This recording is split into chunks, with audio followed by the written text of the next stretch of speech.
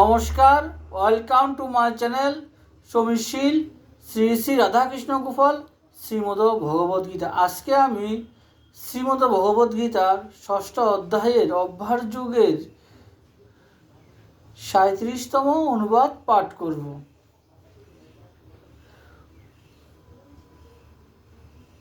অর্জুন জিজ্ঞাসা করিলেন, হে কৃষ্ণ, যিনি প্রথমে শ্রদ্ধাপূর্বক যোগ করিতে আরম্ভ করেন কিন্তু পরে তেমন যত্ন না করায় যোগ হইতে ভ্রষ্ট হন, যোগ সিদ্ধিলাভ না করায় তাহার কি গতি হয়? রাধে কৃষ্ণ, রাধে কৃষ্ণ, রাধে কৃষ্ণ। শ্রী শ্রী শ্রীমদ ভগবত গীতা কি জয়। শ্রী শ্রী রাধাকৃষ্ণ গোপাল শ্রীমদ ভগবত গীতা কি জয়। আজ 12ই মার্চ 2025।